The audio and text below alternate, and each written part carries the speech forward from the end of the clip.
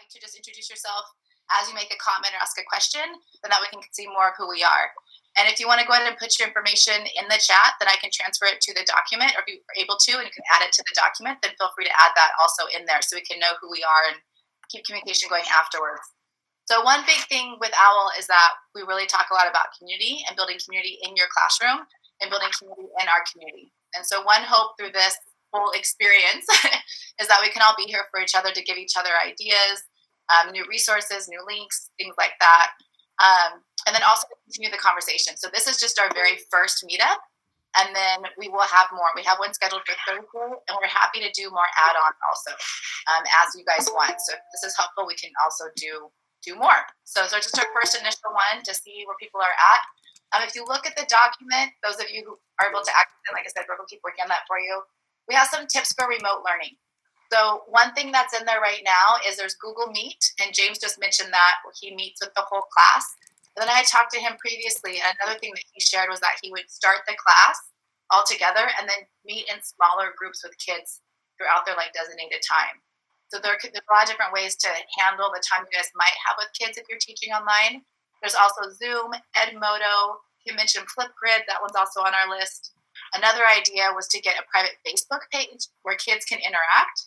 So finding ways to still keep that communication going. And I think one of the most important things that can be done right now in this time is to have that contact, keep in contact with your kids somehow. And even if you're not meeting remotely, maybe it's through an email or something like that. Starting a class website where students can message back and forth to each other. And I wanted to open up right now for you guys to offer any other ideas that you have of programs you're using, platforms you're using, things that you are doing right now for remote learning. So either feel free to put it in the chat or unmute and bring it out. So what are some of the ideas that you guys have? Or tell us how you're using the things that you do have. So my school is still on spring break for another week. We've gotten a little bit more time. But I've used Flipgrid in the past where kids can record videos and then they can see each other's videos and they can reply to each other's videos. But I know that for some schools, like the way that permissions work, you need to make sure that it's okay for the kids to be recording and sharing like that. Mm-hmm. I think there's some others in here who are using Flipgrid. Does anybody else have any other tips on Flipgrid and what you would say is a good way to use it or ways that you've used it that can help benefit the group?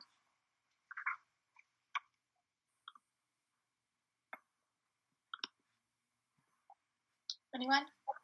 Yeah, I haven't used it in my Japanese language class, but it has been very well received by the kids in the last couple of weeks of distance learning here. And it's also helped with that connection piece you were talking about before and the isolation, the feeling from not being with their friends. So it's got good feedback from the kids. That's awesome. And does anybody want to explain to us what somebody mentioned it right here, that it's videos, but what exactly does Flipgrid do for those of you who may not know what it is? Can somebody give us a summary of what Flipgrid does so they can know if that's something they want to use with their kids? I brought it up earlier, and it's an app. It's free. I actually trained our entire school to use it, and they're using it from preschool through 8th grade to create a topic which you post, whether it's an assignment, ask for a video, post to you, give evidence of what they have done in regard to that assignment.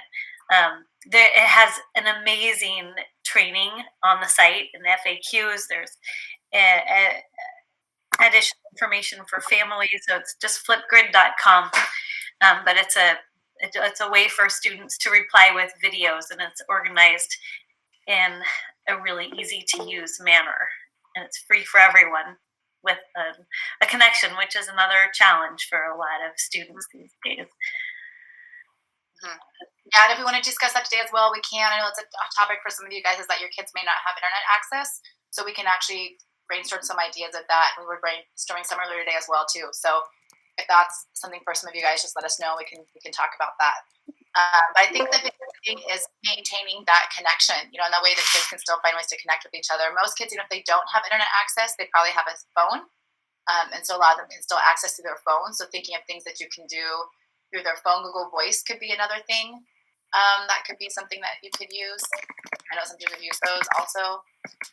If you're looking for things with pictures and memes and those kinds of things, most kids have access to catalogs or magazines, and so you can actually just do old-fashioned, cut it out, and do it that way. So.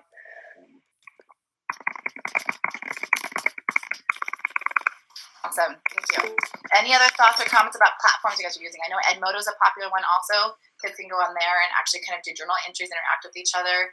Zoom, Google Meet, like what we're doing. Zoom is another one. Is there any others that you guys would like to comment, or ones that you enjoyed using, or ones that have not worked for you? So, hi, I teach at a community college in the mountains of North Carolina.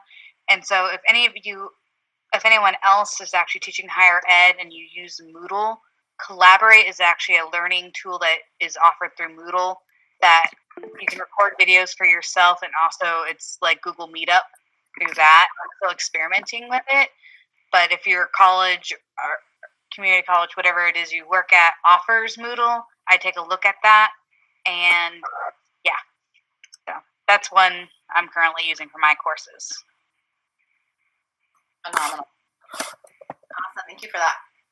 Anything else that you guys would like to add or talk about as far as the actual platforms and tips for remote learning? I have a sort of question/comment. I'm Andrea. I'm in South Berwick, Maine. Well, living in Berwick, but teaching in South Berwick. And we are just going to remote learning as of Wednesday. So, I mean, my question is, has anybody had success with doing just Google Classroom and then like basically just Google Apps related to Google Classroom? I'm kind of hoping to do as little extra platforms as possible so I can focus in my time and not overwhelm myself with like learning new apps and sites. Ooh, and I have a comment after this too, also to add to that. You guys think anybody have any comments using Google Classroom?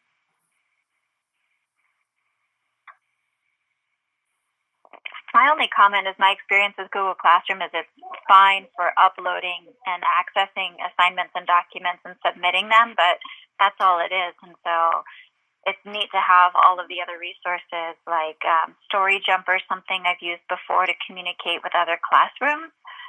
We did an exchange with Mexico, and you're creating a story together about your personal experiences and illustrating them. And that's something that you could use, but assign it through Google Classroom. I know that's complicated because it is adding in all of the extra stuff, but even assigning, just making a list of available resources and then putting them on Google Classroom. So libraries are offering lots of free language learning apps too. Just more ideas with all the millions of ideas. Mm-hmm. Keep it coming. That's what we're here for. I didn't realize that libraries were offering. What is that they're offering? Could you say it again so I can type it in? Libraries are offering. There's one like Mango Languages is one. Even in my library, Northern California in Sonoma County, we have multiple language learning apps for elementary on up through adult. And obviously, there's Duolingo, but there's nice to have some other language learning apps. Mango is a big one that's been free through libraries. So you can check with your local library and see. Thank you for that tip. That's a good idea. I haven't even tried that one yet. That's awesome. Anybody else have an answer to Andrea's question or have something else they want to offer? Let's see. Yep. Hi, Darcy. Hey, how are you? I'm doing well. It's Adam in Bethel, Maine. Our LMS is Canvas, and we've got built-in functionality for video conferencing. It's Big Blue, and it works very, very well. So you can record, you can upload from there, you can have a conference like this, and it's a pretty stable platform. But about a third of our school are international students who are all over the world, and we'll be starting April 6th again with remote learning. And quite a few of the students are in Asia, and so there's a 12 or 13-hour time difference. So it's we're in need of finding asynchronous solutions, I think, to continue to do the same work as Language Circle. Yeah, that brings up a good point. Is there any comments or thoughts on that one? This might be something too that we could bring up topics today and then explore more throughout the week and come back to it again later in the week too. So you're thinking more. Tell us more about what it is that you're looking for, what you're hoping to do. Well, we're unfortunately not going to be able to hold, I think, synchronous classes because such a large portion of the population will be abroad and in different time zones, and it would mean a complete reversal of their schedule. So, I'm looking for, and I've already heard quite a few, some ideas to promote the same pedagogy using asynchronous solutions. I wonder too if there's one like the idea that we had like the private Facebook page or the Edmodo or your website, something like that, where like they don't have to be there in real time, but they can still send messages back and forth. Yeah, absolutely. That might be beneficial. I'm actually in a really similar situation. I have a lot of students who have gone home to Asia as a result of this, and so looking at sort of how to continue community despite having an asynchronous learning environment. And Adam, one of the things that I've considered is even, because we're already sort of doing weird things anyway, to say, okay, well then if I've got 2 students in mainland China who are available, at 8 p.m. my time, like, great, like let's see what we can make happen. That I think at this point my attitude is really just like, let's just like throw it at the wall and see if it sticks. Like, and the other thing I've thought about is like with this, one of the things about sort of organic is that we also have this I teach at a boarding school, and so like this will be the first time, like usually if we talk about the house or like things around the house, like my kids can't actually like share any of that because they just go to their dorm rooms and they're like, this is my bed. So I'm actually really excited about the possibility of having them show home to one another and really share their lives in a way that they haven't been able to in the past. So I'm hopeful that this will actually lead us to like different sharing. And that was one thing I wanted to mention earlier, and is that this is actually, what's that?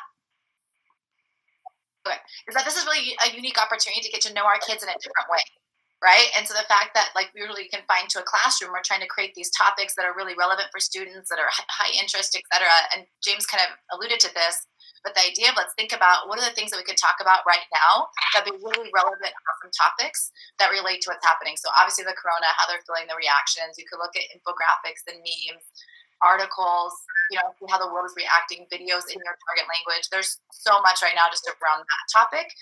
But yeah, asking like what are they wearing that day? What's going on? Who are they spending time with? What do they eat that day?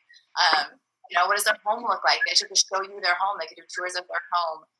Things like that. So I'd be curious. So I'm going to start a section in our notes that just says organic content or those kinds of ideas to see if you guys want to add to that part also what things you feel like would be of high relevancy right now. It's really kind of a unique situation I think we can take advantage of and really have a positive experience with kids in this way. Maybe find out new things about them that we might not have otherwise. So yeah, thank you for sharing. Other thoughts? Yeah, go ahead. Worked at this end a little bit this week has actually been getting the kids to do their pair work in pairs. It's important to assign pairs. I'm in the middle school, so we had to assign pairs, but following on from that, they then recorded it, but the due date had to be a couple of days after. Like we have a every other day schedule, so what was assigned on Monday was not due until Wednesday, which really gave them 48 hours. And then regardless of where their buddy was, here in Asia or in the US or where else, they were able to most of them get in contact. And if they couldn't, it was because they're middle schoolers, not because they couldn't get in contact. Right. And what platform were you using for that? You said you assigned pairs through what? We have Edsby's our learning platform. So where I do my daily posts, I just put it up on the daily post place. And it was important to assign pairs or else I got multiple emails saying, I still got emails saying I can't contact my buddy. But assigning pairs made life easier on both ends. And it still allows for that, OWL piece of that interaction, the pairings and groupings and things like that. So it'd be cool for our group to hear ideas of how you guys are still getting kids interacting. I know like James had mentioned that he does small groups of kids and has different time slots. So that could be one way to do it also. I like the idea of assigning actual pairs, and they have to do some interaction and conversation, maybe even share out about their partner the next time you guys meet. That's really cool, and that takes it off you too. Yeah. That's awesome. Thank you. Anybody else want to add to that? We have a good list going here, guys. We've got this whole first page. Let's move to our second page here. Yeah. Précis. Dehors? Yeah. You guys want to take a minute? I'd like to in this page, what topics that's fine. your students? So we could take a minute, just think about what you guys have done. Wow. We talked about that. Doing an owl training thing. Hello. On commence mercredi, les cours. En ligne. Pas de, vous, non. Vous commencez mercredi. Yeah. Demain, tu commenceras à recevoir des emails, je pense. All right, what would we like to share about? What are some other topics you think might be relevant to your students right now?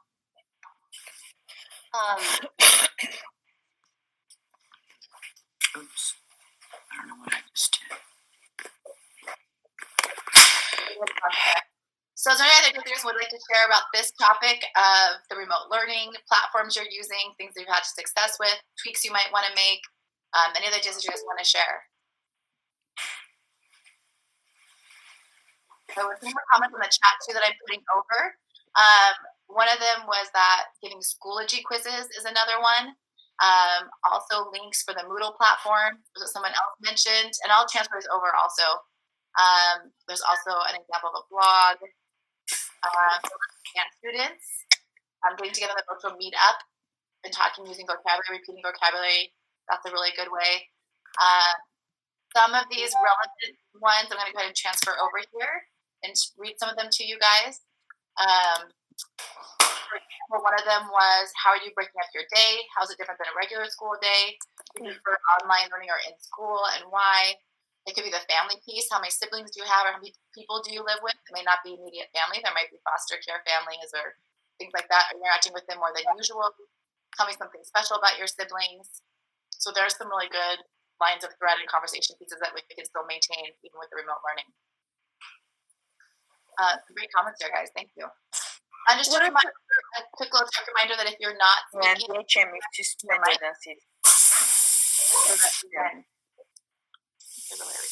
Darcy? Uh-huh. One of the things that I'm seeing come up a lot is like people asking about doing assessments and things.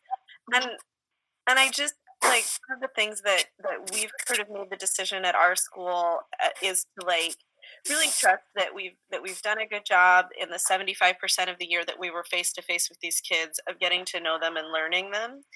And that while assessing is still part of our work, that we feel very confident in being able to kind of ease up on that a bit more, and to say that we're going to be more dependent on IPAs and things like that as opposed to with things. And I would it's been for me a big stress reliever to not have to try to think of ways to create academic honesty in my students. Any thoughts around that, group, team? And then a quick reminder for tech, if you're not speaking, if you wouldn't mind muting your mic, that'd be really great if you could avoid some of the background noise that we're hearing a little bit. I could weigh in on the assessment piece. I fully agree with what the previous speaker said. In a time of anxiety, in order to promote equity and fairness, I feel like my assessments have to be more formative right now, more about engaging, and that really got to give kids a break because they don't have the support that they normally have when we are there with them. And also they have such different, diverse home situations. One other thing I would add is anytime I ask them to share something about home, I try to be aware of the issue of equity. And for example, my show and tell today, I sort of said, please just bring something like a stuffed animal or a dog or, nothing fancy, because it's not an opportunity to show status. It's an opportunity to engage in class. Thank you for sharing that piece. I was thinking that earlier also. I think that's really important to that equity piece, right? Like especially socioeconomic or anything that you guys might be dealing with, keeping it relevant, but then also respecting the diversity that we have in our classrooms and that equity piece. So thank you, James. I can weigh in on the assessment piece too, because I mean, these are unusual times. These are unprecedented times. And, you know, we have to let go of our traditional thoughts about what assessment is and really, I mean, we can see student growth and we can see development in other ways than just a test or a quiz like we might traditionally do if we were in the classroom. And, you know, we can show that as learning just as well as we could with an online assessment. Do you guys have some ideas right now? So we can get some ideas down about how you would show growth in this situation or right now. One thing I can kind of think of to get it going is kind of this idea of like an exit slip. Even if you're doing your online meetings, or even if it's, you know, the different time changes and things like that, like posing a question and students just respond to it, like an open-ended prompt, or putting a picture on it and kids talk about it, and doing that periodically, you know, every other day or once a week, or depending how long this lasts. And that can be an example of a way to show growth. That may not require like a typical assessment piece, but it still is assessment. So really what you're doing with them is still considered assessment, right, or a formative assessment, and then how you would do that. So that could be one way to do that. Any other thoughts or ideas about ways to show growth right now?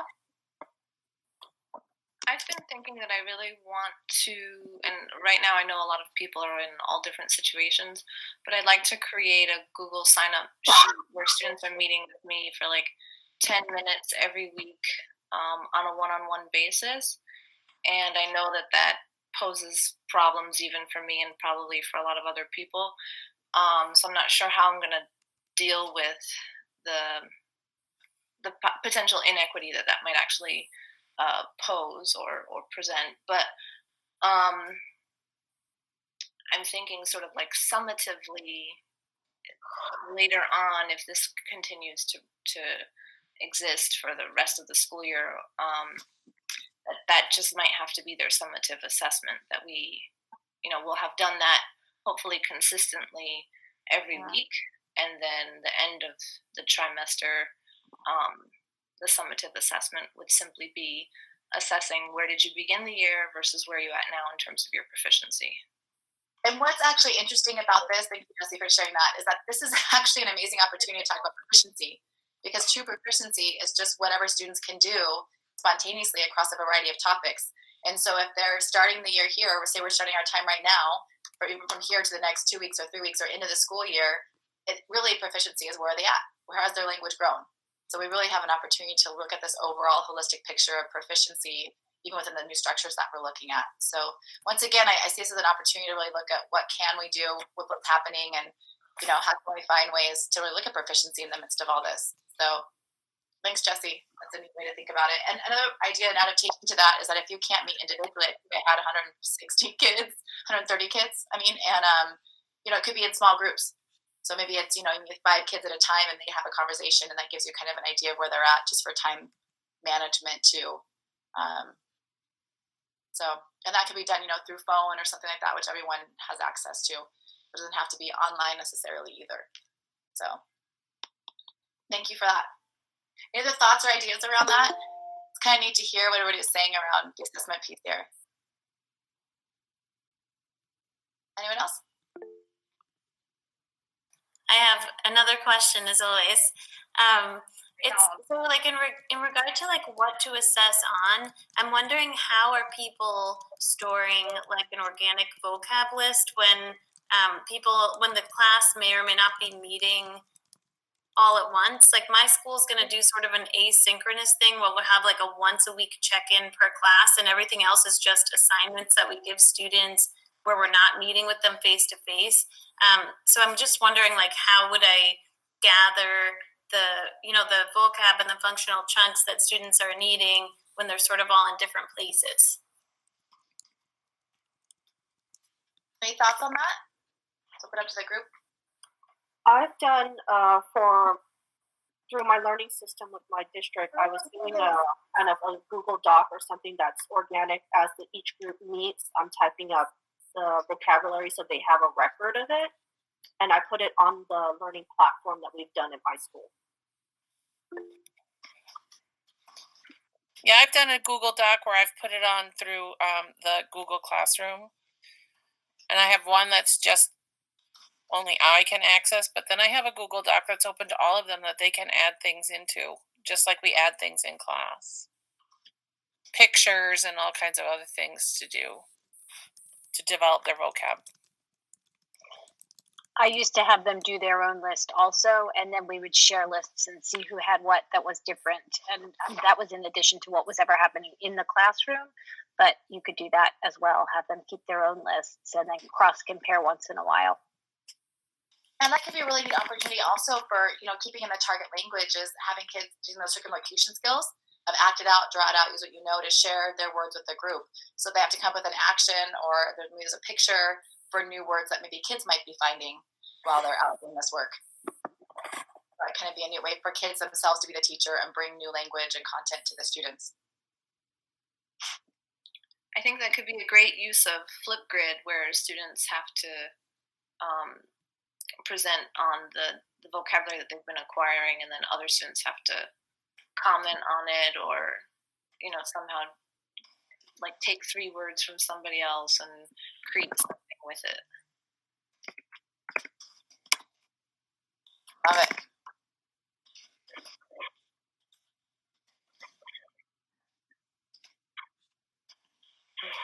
Awesome. Any other ideas?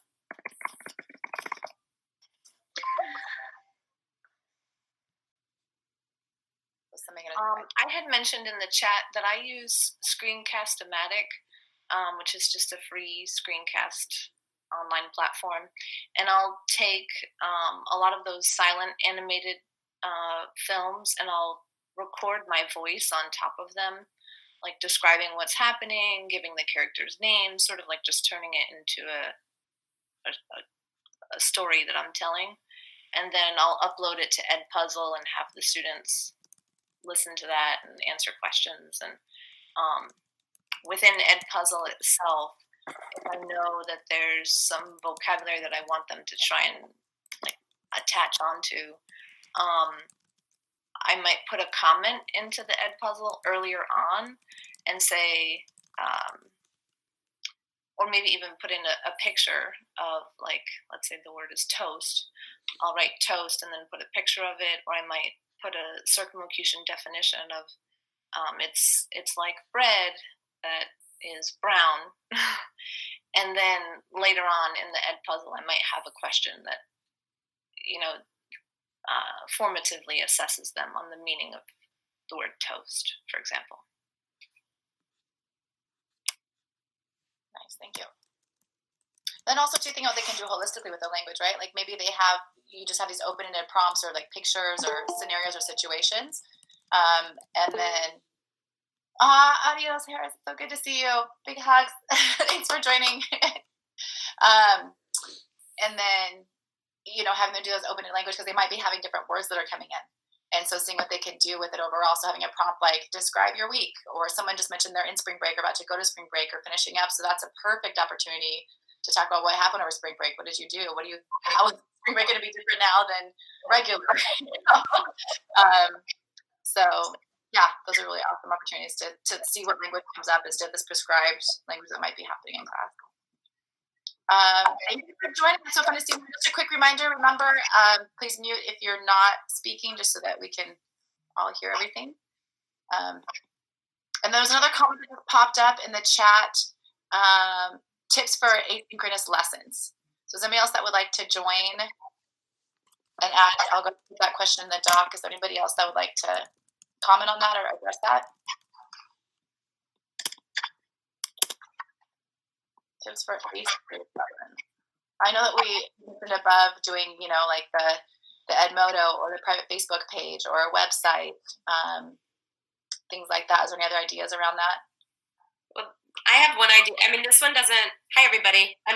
Can you hear me? I don't even know if this is working. Yeah, we can. Okay. I'm Anna. I'm from Vermont. And one a question about it came up in the chat that I've used a lot is called Edpuzzle. It doesn't really allow for interaction, unfortunately, but it's great for input. So you can take a video from anything, from YouTube, from whatever, and then you put it into Edpuzzle which is free, and you can like stop at any point and add your voice explaining things, and you can add comprehension questions. So they can be multiple choice, and you write the questions. They can be open answer, so you can go back and see and make sure that students actually listened to and watched whatever video you wanted them to watch. So it's great I use it for subs all the time, but I think I'll be using it for just input and authentic resources. Awesome. And in the link, I tried to explain that. I said I often use Edpuzzle for videos. You can take a video from YouTube, etc., and then put it into what? What was that piece I missed? You put it into the program? Yeah, you actually go into Edpuzzle and then you can search YouTube via Edpuzzle. And there are also other teachers' content is already in there. So if you find a video that you want, some other teacher has probably already done something on it, and you can just look at theirs and edit it to your liking. So that's nice too.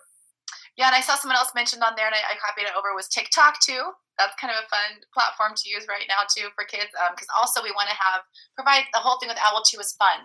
Still having fun with them, right? And I'm actually working on a blog right now that we'll post on the website, but just different ideas and tips, and I'll share some of this information there also.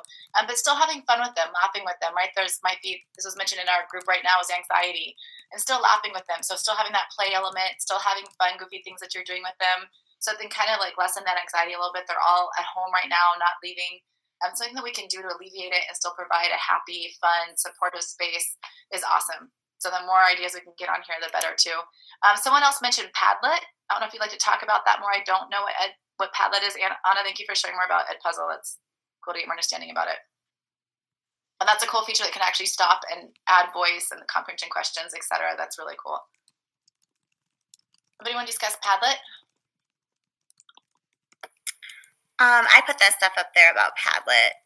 I use it just weekly in my class, and I'll post a question and all the kids have to answer it. It's really simple to use, and it links up nice with Google Classroom. So they don't need a login or anything. They can just go and answer the question. And there's different formats that you can use it. So it's kind of like having sticky notes, and you could do different conversations with it. That's awesome. So it's almost could you kind of do, in a way, a gallery walk type situation and just be doing it virtually or digitally? Yeah. I'm loving this. There's still so many ways to still do OWL and the pairings and groupings and the accountability piece of, you ask a question, they follow up with it, and the kids interacting. And this is really cool to think about how to keep some of those components going, even if they're not physically together. That's awesome. Thanks for sharing that. Look at all these awesome platforms, guys. I love this. Cool. Any other comments or things you guys want to share to add on to that? There's a platform called Seesaw, which is similar to Flipgrid, but and it's also sort of like Facebook, because you could have a wall and the kids could see the different videos, and it's not, I don't think, as interactive as Flipgrid. But I think there are a few different features to it. So students can draw, and while they draw, they can record their voice on top of it. So I've had students, draw a character from a book, and then they can pause it so that it's not recording them while they draw. They draw the face and the hair, and then they hit record, and they'll say, this is Berto, and Berto has blonde hair. And then they pause it and they draw the blue eyes, and then they say, he has blue eyes. And it can be a different platform potentially for people who, find that Flipgrid maybe just isn't giving them everything that they need. Mm-hmm. Yeah, and I think too, Bertina's question on the side was about the writing. Kids who are maybe doing Chinese or other languages where they have not done the writing piece yet. We're thinking littles here. That might be a way to do that is through the drawing. They could be using pictures or drawings or things like that. So maybe this might be a neat option for that. They could also take a picture and then record their voice on top of the picture, and they can draw on top of the picture. It's also just like a regular video platform where they can record themselves saying something spontaneously. Nice. Phenomenal. So great. Okay, anything else that you'd like to add to that? Okay, feel free to hop at any point. The last piece that I wanted to, well, it was more than just that, but this one little piece I wanted to make sure we talked about today too was any authentic resources. So if you notice down on the bottom, there's like some general ideas, and I put the links down on the bottom also, like it's on my Facebook page also, but like virtual field trips. National parks now have these virtual field trips at their parks.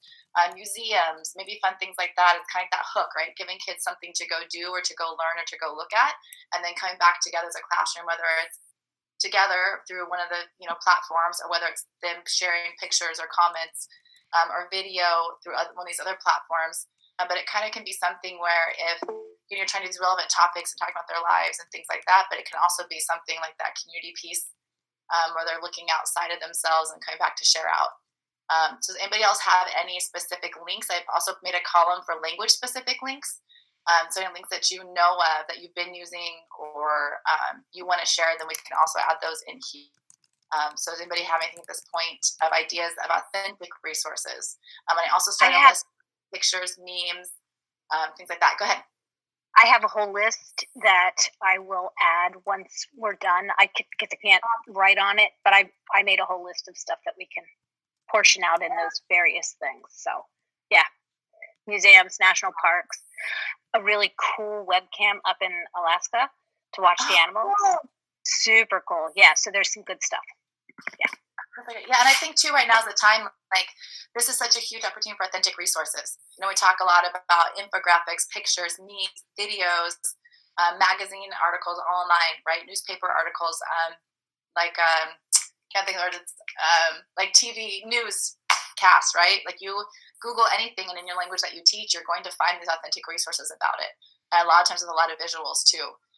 So right now is a really good time to be looking at those authentic resources. I know it's really neat videos coming out from Spain and Italy of, singing on the balcony, and trying to support each other. They've been, there a few days now. Maybe even asking questions like, well, what would you do? Or how would you react? Or, what kinds of things do you do to keep your morale up? So there are a lot of authentic resources. What other ideas do you guys have for authentic resources? Any other suggestions or things you've used already? I'm adding into here now, like infographics, memes. Memes are huge. It's a really fun way to interact with kids. There's a lot of funny ones out there. And So I have one that is coming right now to my mind. That is the Frida Kahlo house in Mexico. They have like a virtual tour, and it's gorgeous, and like Frida and everything. And also like the Museo Sorolla in Madrid, it's also really cool because it was his house too, like Frida Kahlo. And then like what were you saying about the balconies, like in Spain? Like my family is from Madrid, so right now they are all in Madrid. And one thing that I was trying to kind of like conceive on how to do is sharing with my students the kind of communication that we are having, like daily with my parents, with my family, because like it's all about community, and we spend a lot of time trying to say hi, trying to like know them, but also they need to know us, so yes, and I love that. So there's something that we have in OWL, for those of you who may not know about this, but we have a thing called this curriculum triangle, and it's student, teacher, and then culture and community, and all three of those pieces are really necessary for a classroom to work well. And so what are those pieces, right? So we've mentioned a little bit the culture and community piece, and maybe bring in museums or national parks or whatever. But then that other piece that's so important is the teacher. Like, and you're exactly right. Like many of us are from other countries or have traveled to other countries and have connections. But showing kids this real life piece of how the world is reacting to this, and taking them out of their tiny little corner of where they're at and showing them, maybe sharing, like you said, in exchanges we're having with people from that target language. I just got chills. I love that. That's really neat. That's really what OWL is all about, is that personal connection. And we've talked a lot in the past too about how any emotion that we feel, they feel. And so being really open and transparent with them, like right now I feel nervous, or I feel anxious, or this is going to be okay. I'm feeling optimistic. And, what are we going to do to get through this? And always keeping it really positive and being that example for them. That's really neat. Thank you for sharing. And I'm going to add that up here. Anybody else want to add to that?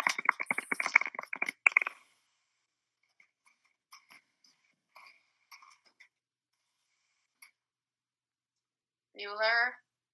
I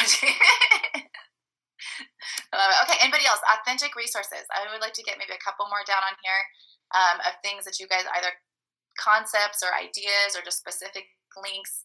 Anybody else can think of really authentic resources to use right now? People have been mentioning a bunch in the comments. Perfect. I'll go ahead and transfer those over as well. Thank you. And feel free to read those off if you guys want to too. Oh, this is awesome. Okay, so I'll go ahead and just do what's over there.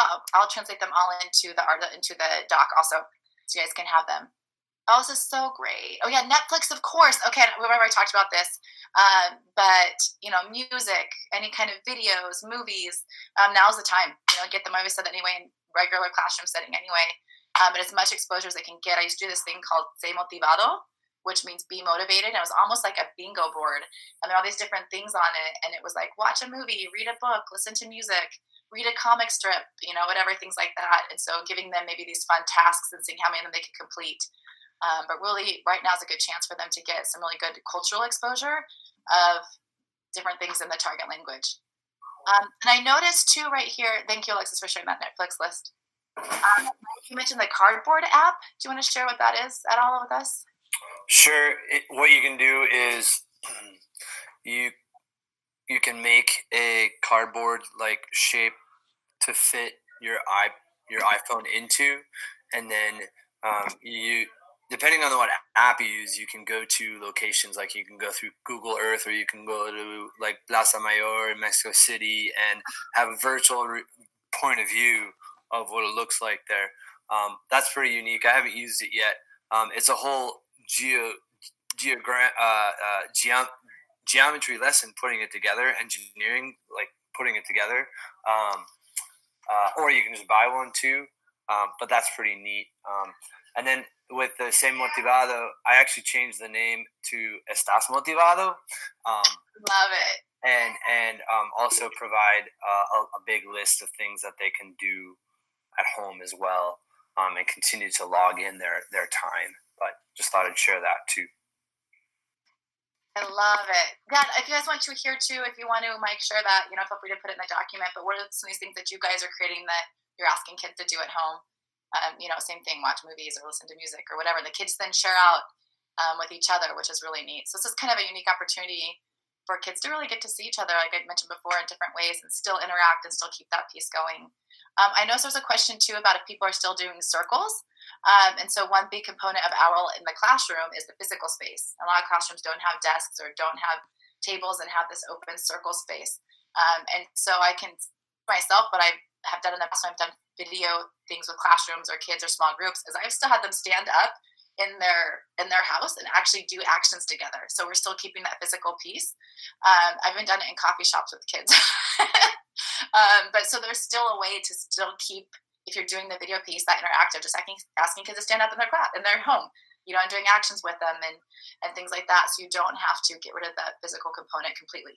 You still want to have that kinesthetic movement piece, and with the language and vocabulary and functional chunks, that still helps for them to keep doing those physical things. So for example, like, I want, or, I like, or whatever you're doing, like still have them do those pieces, because that same research and that same kinetic connections, in all of our neuroscience that's there is still relevant. So keep them moving. Oh, cool. Thank you. There's, she says she's added some exercise movement links on the list too. Awesome. I love it. All right. So we have about 5 more minutes together. Someone asked about a template. What template for which of that? Are you talking about the Sé Motivado? I'm guessing. I do. Yeah, I'll look for it. I think so. I'll see what I can find. I will look for you. I at least have a list of what was on it, even if I don't have the template. So I will share that with you.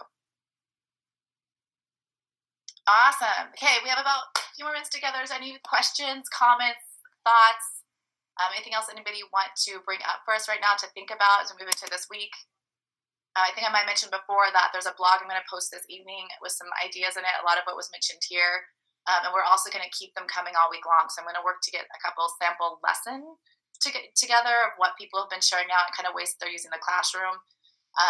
Any other links that you guys have, continue to share. We have an OWL collaborative Facebook page that's really active right now, so feel free to hop in there. We also have Instagram and Twitter that we're sharing things on. So whatever platform we can use to stay connected, let's do it. Let's do this.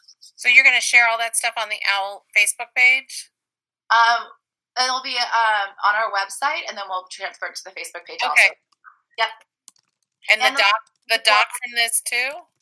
This doc, I don't know if we're gonna. We haven't. If we can, then we will. I don't know how to do that. I couldn't open it here, so. Oh yeah, we'll make sure we'll send it out. You couldn't open it? Okay. If you weren't able to open it, stay after when we're done for a minute, and then I'll make sure that you get it. Okay. Or something to make sure. So if you weren't able to open this document, please just stay after for a minute, and I'll make sure to get it to you. I put my email in the chat, so publicly also. So yeah. All right. Anything else, guys? Any comments, thoughts, takeaways, questions? Was this helpful? It was awesome. Great. You guys have been awesome. Thank you, guys. It's so good to see so many faces from you guys. I just want to hug all of you. This is like no hugs. International hug right here. It's just awesome. We're gonna meet again on Thursday. It'll be 4:00 Eastern time, 1:00 Pacific Standard Time. We're just trying to play with the times and see how it works for you guys. If it doesn't, let us know what times work for you. We can also meet again if you want. We could do another one of these, tomorrow. We're gonna be doing some Facebook Live stuff also, so keep your eyes open. I want to do a Twitter chat too. So whatever we can do to help you guys out, let us know. Give us some feedback on how this went for you, suggestions. And yeah, I want to hear how it goes. Thank you guys so much. Good luck this week. We're here with you, sending you lots of support. Share the love with each other. Share it up. And like I said, just stay after if you need to, and I'll make sure that you get the document. So, okay. Oh, I'm getting emails.